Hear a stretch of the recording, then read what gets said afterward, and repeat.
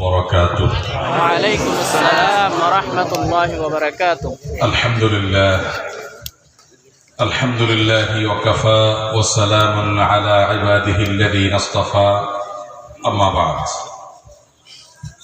فقد قال الله تبارك وتعالى في كلامه المجيد وفرقانه الحميد: أعوذ بالله من الشيطان الرجيم. إنما يخشى الله من عباده العلماء. وقال النبي صلى الله عليه وسلم: العلماء ورثة الأنبياء.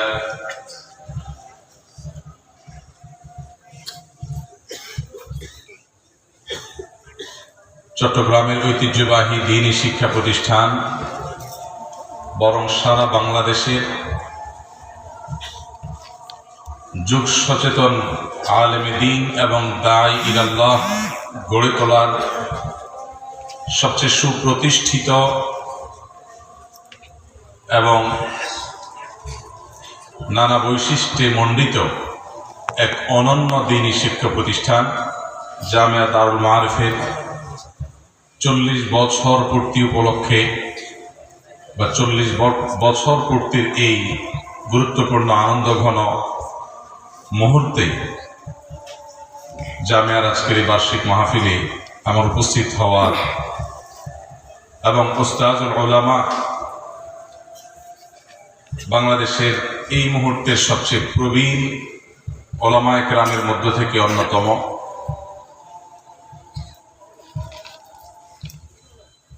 যার নামের শুরুতে আল্লামা শব্দ যথাযথভাবে ফিট হয় বলে আমার বিশ্বাস এবং ধারণা, সেই ক্ষণজন্মা দাঈ ইলাল্লাহ এবং মুজাদ্দিদ মাদ্রাসা শিক্ষা সিলেবাসের ক্ষেত্রে যার তাজদীদ এবং সংস্কারমূলক কাজ যুগ যুগ ধরে এদেশের উলামায়ে কেরাম স্মরণ রাখতে হবে তাদের, আল্লামা সুলতান যৌক আন-নাদভী হাফিজাহুল্লাহ ওয়া রাআহ। আল্লাহ সুবহানাহু ওয়া তাআলা হযরতের ছায়াকে আমাদের উপরে দীর্ঘায়িত করে দিন, আমিন। আমরা যখন হাটহাজারী মাদ্রাসায় পড়ি ওই সময় মাঝে মধ্যে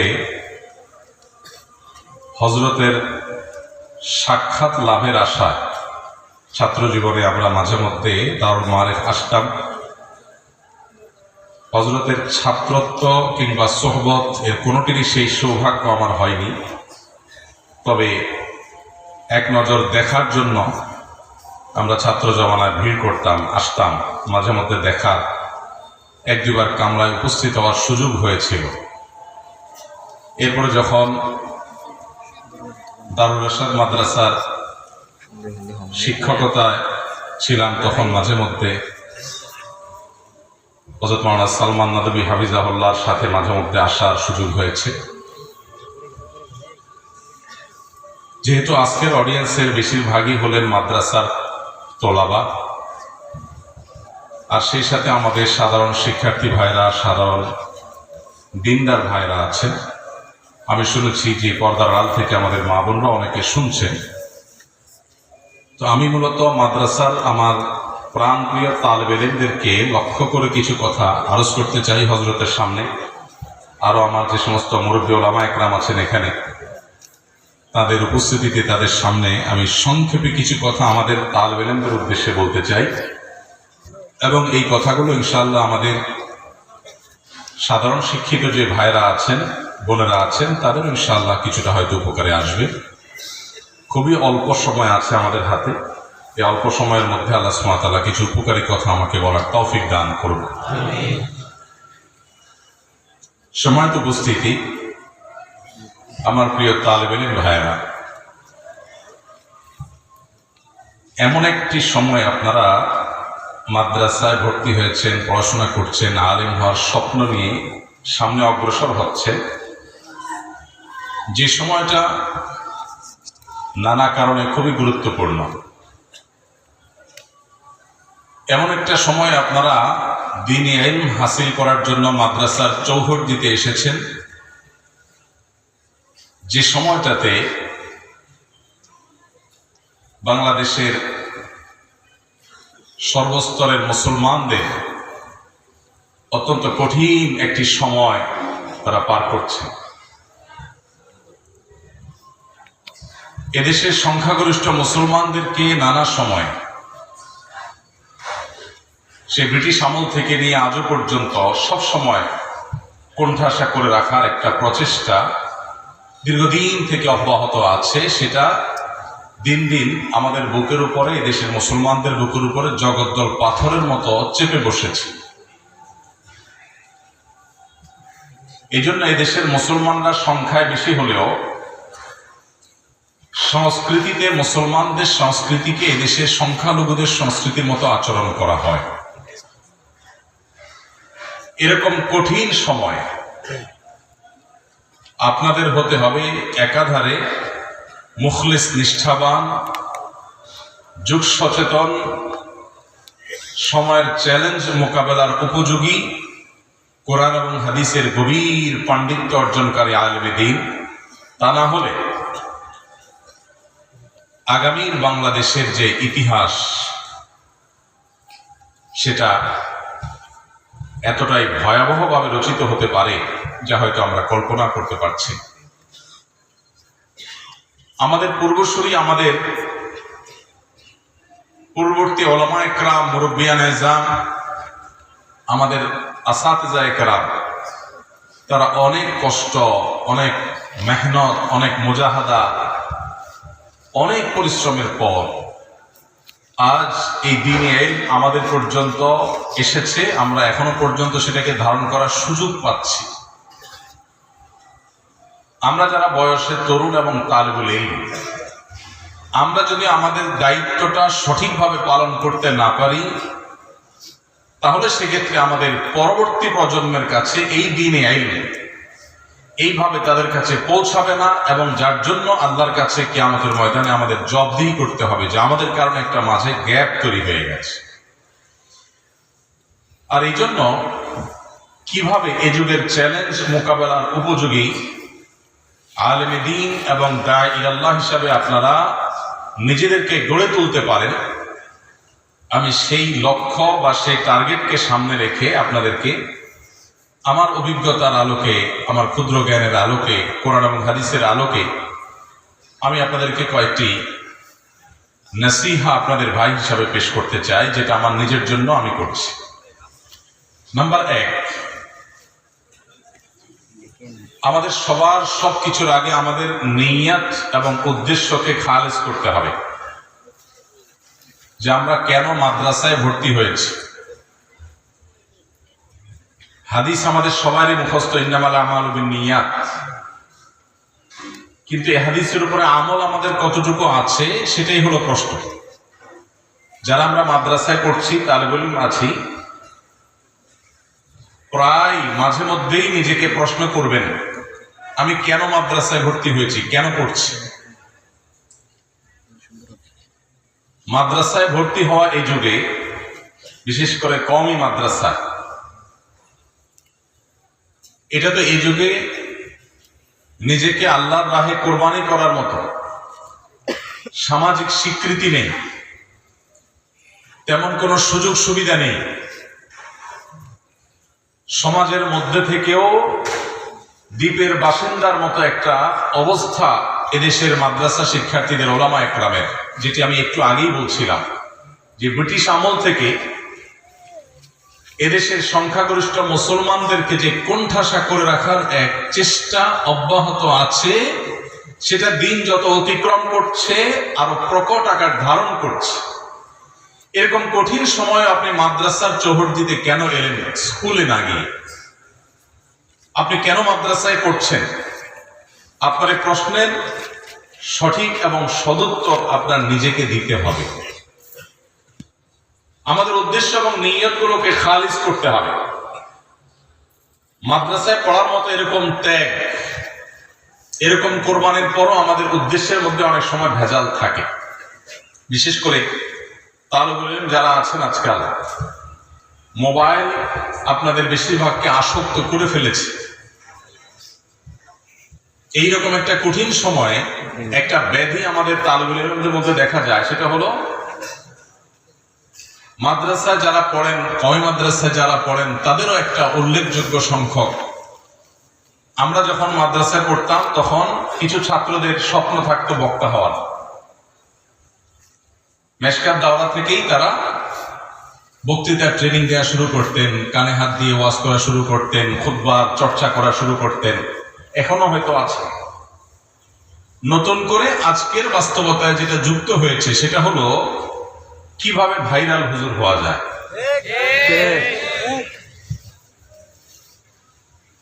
তালেবে ইলমদের অনেকে আছেন, তাদের জীবনে একটা শখ, একটা স্বপ্ন যে তারা যদি একটু ভাইরাল হুজুর হইতে পারতেন,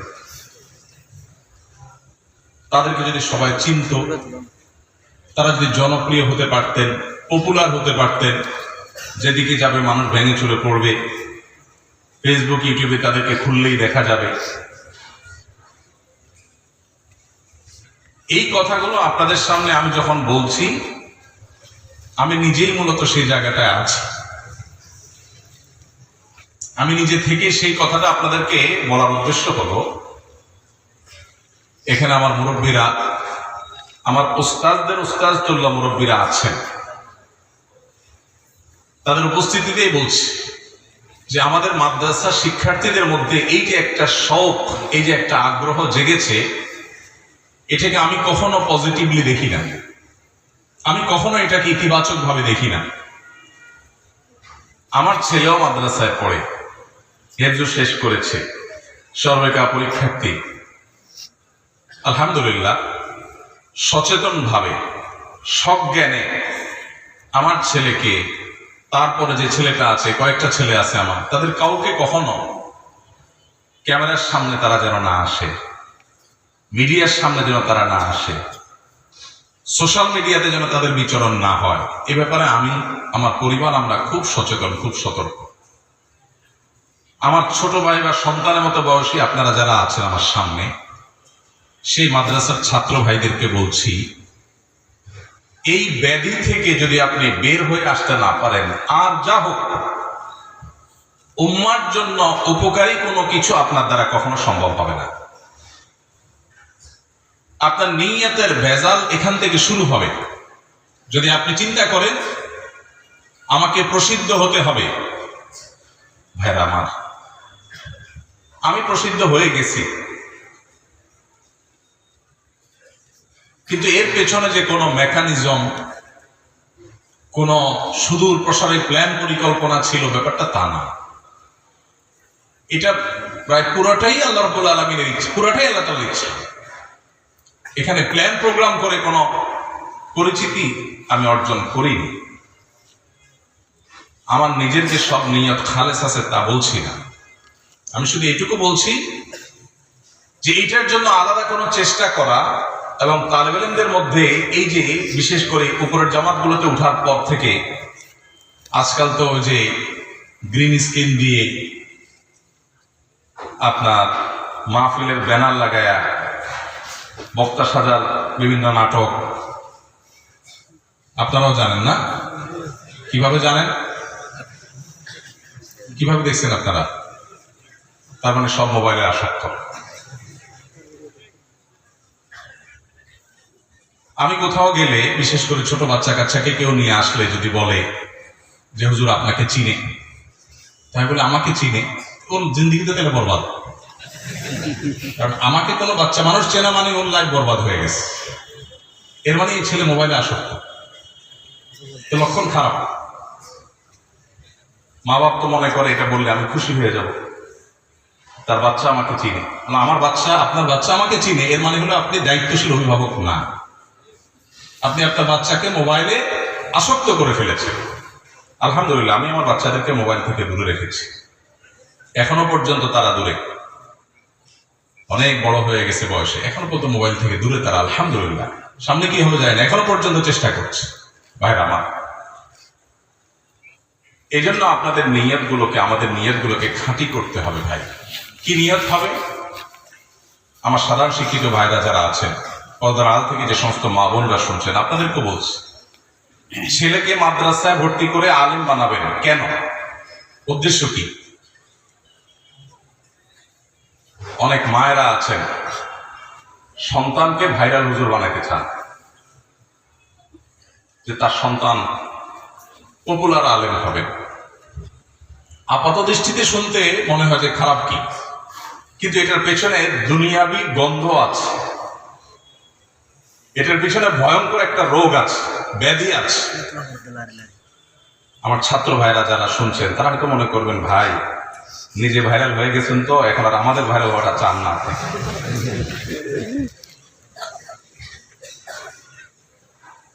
যদি কাউকে জুহুদের ওয়াজ করি, বলে ভাই আপনাদের তো অনেক হয়ে গেছে পয়সা করি, এই জন্য আমাদেরকে এখন জুহুদের ওয়াজ করেন। ভাইরা আমার, আল্লাহ রাব্বুল আলামিন আমাদেরকে দ্বীনে ইলম অর্জন করার এই নেয়ামত যাদেরকে দান করেছেন, এই নেয়ামতটা অনেক বড় নেয়ামত। শয়তান এটাকে নষ্ট করার জন্য সবচেয়ে বেশি যে অস্ত্র ব্যবহার করে সেটা হলো আমাদের নিয়তের ভিতরে ভেজাল ঢুকিয়ে দেওয়া। এই জন্য আমাদের নিয়তগুলো খাঁটি হইতে হবে। আমি বলছিলাম যে সমস্ত মা বাবা, এখানে অনেক জেনারেল শিক্ষিত ভাইয়েরা আছেন, মুরব্বীরা আছেন, মায়েরা পর্দার আল থেকে শুনছেন, তাদেরকে বলছি সন্তানদেরকে মাদ্রাসা ভর্তি করাবেন। আপনার উদ্দেশ্য হবে যে আপনার সন্তান মাদ্রাসায় কোরআন এবং হাদিস শিখে সে খাঁটি মুসলমান হবে, মুত্তাকি হবে, আল্লাহ ওয়ালা হবে, পরহেজগার হবে, আল্লাহকে চিনতে পারবে এবং সে যা শিখবে জানবে সেটা দাওয়াত মানুষকে দিবে। মাশহুর হওয়া, প্রসিদ্ধ হওয়া, পপুলার হওয়া, জনপ্রিয় হওয়া, জনপরিচিত হওয়া এটা জরুরি না। আল্লাহ সুবহানাহু ওয়া তাআলা কাউকে দিয়ে যদি মুসলিম মিল্লাতের খেদমত নিতে চান, তার মাশহুর হওয়া জরুরি না। হাজার লাখো অগণিত মাশহুর হওয়া ছাড়া দুনিয়াতে দ্বীনের খেদমত মাশহুরদের চাইতে অনেক বেশি করে গেছেন। আল্লাহর কাছে মাকবুল অনেক বেশি আছে। বিশেষ করে সোশ্যাল মিডিয়ার এই সময়টাতে আমাদের মাদ্রাসার ছাত্র ভাইদেরকে এই কথা বোঝানো বড় কঠিন। আমার যদি সুযোগ থাকতো একজন একজন করে তালেব ইলমকে ধরে আমি বোঝাতাম যে আল্লাহর ওয়াস্তে এই জনপরিচিতির যে ব্যাধি, বিশেষ করে এটার খাহেশ, এটার যে স্বপ্ন, এটার যে শোক, এটা আল্লাহি আমাদের নিয়তগুলোকে ধ্বংস করে দেয়, আমাদের মধ্যে বদনিয়তি ঢুকায় দেয়, আমাদের উদ্দেশ্যের মধ্যে ভেজাল ঢুকায় দেয় এবং উদ্দেশ্য যখন ভেজাল হয়ে যায় কর্ম বা আমলও ভেজালযুক্ত হয়ে যায়। এই জন্য আপনাদের প্রতি আমার প্রথম অনুরোধ, যদি আপনারা এই যুগের চ্যালেঞ্জ মোকাবেলার উপযোগী আলেম এবং দায়ী হতে চান, সর্বপ্রথম শর্ত হলো নিয়তকে খালেস হতে হবে। আমি এই ইলম দিয়ে মানুষের কাছে বাহবা পাওয়া, মানুষের সামনে যাওয়া, মানুষ আমাকে শুনবে, অনুসরণ করবে, এগুলো আমার মাকসাদ হবে না। আমার মাকসাদ হবে আমি নিজে ভালো মানুষ হব, ভালো মুসলিম হব, ভালো মুত্তাকি হব, ভালো আল্লাহওয়ালা হব, আল্লাহর সাথে তাআল্লুক হবে, কোরআন হাদিসের জ্ঞান আমার অর্জন হবে, সেই জ্ঞান দ্বারা নিজেকে সাজাবো, সমাজের মানুষের উপকার নিয়ে আমি ভাববো, চিন্তা করব, অন্যদেরকে দাওয়াত দিব। এটা আমার উদ্দেশ্য। আল্লাহ সুবহানাহু ওয়া তাআলা যদি এই উদ্দেশ্য পূরণের জন্য আমাকে মাশহুর করেন, আলহামদুলিল্লাহ। আল্লাহ যদি গায়রে মাশহুর রেখে আমার খেদমত দিতে চান, তাও আলহামদুলিল্লাহ। আল্লাহ যেটা আমার জন্য কল্যাণে সেটা করেন। আমার উদ্দেশ্য কোনো মাশহুর হওয়ার নয়। আল্লাহ তাআলা আমাদেরকে এরকম নিয়তগুলোকে খালিস করার তৌফিক দান করুন। আমিন। ভাইরা আমার, খুব বেশি কথা বলার সুযোগ নাই, অনেক অল্প সময় আমার হাতে। আমি দ্বিতীয় পয়েন্টে চলে যাচ্ছি, সেটা হলো এই যুগে আমাদের মাদ্রাসার ছাত্র ভাইদের মধ্যে ইলমি সালাহিয়াত, একাডেমিক